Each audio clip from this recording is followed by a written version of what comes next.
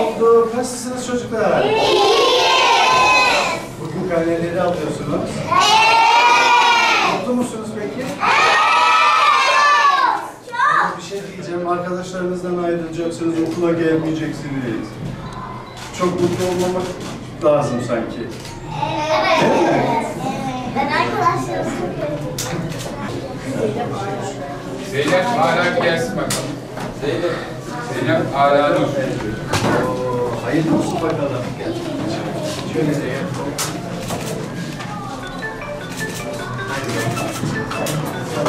Bunlar hediye. Hadi hayırlı olsun bakalım. Yusuf Tuna İnce. Yusuf hayırlı olsun. Çok önemli. Evet ya baksana. Yusuf özleyecek misin okulu? Özleyeceğim değil mi? Arkadaşlarım da seni hediye. Hadi hayırlı. Çocuklarımızın hepsi okul öncesinde gelmeye hadi iyi de Harika.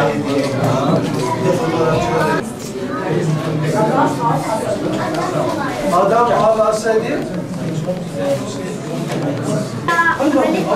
Evet Kaya.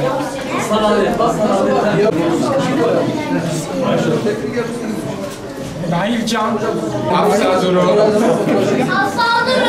hadi bakalım. Hayırlı olsun. Şurada. Tebrik ediyorum. 2024-25 eğitim öğretim yılımızın sonuna geldik. Bugün karnelerimizi ilimizin protokolüyle birlikte sınıflarımızda dağıttık. Sevgili öğrencilerimize, velilerimize ve öğretmenlerimize iyi bir tatil diliyoruz. Dinlenmelerini temenni ediyoruz, arzu ediyoruz. Tekrar özlemle ve hasretle Eylül döneminde yine okullarımızda kendilerini bekliyor olacağız. Bu arada birkaç hususu vurgulamak isterim. 2024-25 eğitim öğretim yılımız Malatya'mızda beklentilerimizin üzerinde çok verimli bir şekilde gerçekleşmiştir. Deprem nedeniyle kaybetmiş olduğumuz 855 dersliğin üzerine çıkmış bulunmaktayız. Eylül döneminde bir 10'a yakın okulumuzu devreye alacağız. Ve 1-1,5 yıl sonra ilimizde Allah'ın izniyle okul problemimiz kalmayacak boyuttayız ve durumdayız. Tabii bu inşai faaliyetlerle alakalı bir durum.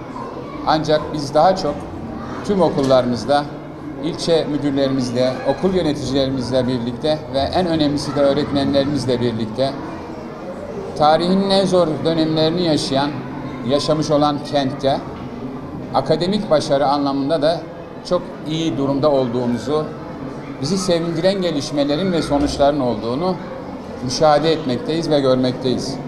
Diğer taraftan ulusal ve uluslararası yarışmalarda, bilimsel, sportif ve kültürel yarışmalarda öğrencilerimiz birçok derece elde ettiler. Bu da bizleri ciddi manada sevindirmiş bulunmaktadır. Bugün eğitim öğretim yolculuğumuzda bir dönemin daha sonuna gelmiş bulunuyoruz. Başarıyla tamamladığımız bu yılın sonunda 150.393 örgün eğitim öğrencimiz gösterdikleri gayretin, sabrın ve öğrenme azminin bir nişanesi olarak karnelerini aldılar.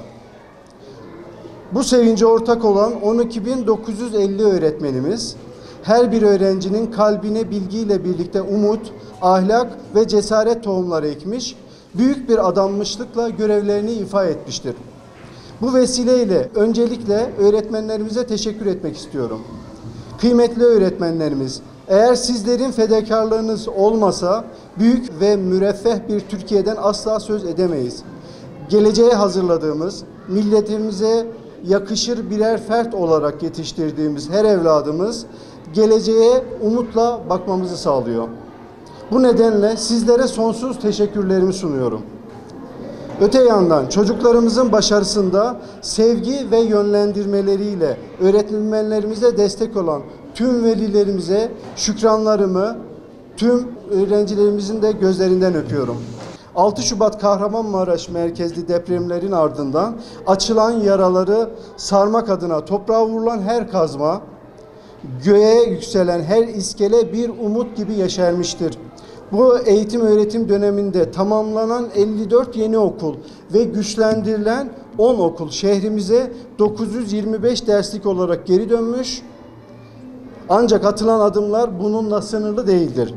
Eylül ayına kadar ilimizde 283 yeni derslik daha kazanacak ve böylece toplamda 1208 dersliğe ulaşacağız. Bu 1200 derslikle kaybettiğimiz 855 dersliğimizi geride bırakıyoruz ve %42 oranında da daha fazlasını sağlamış oluyoruz.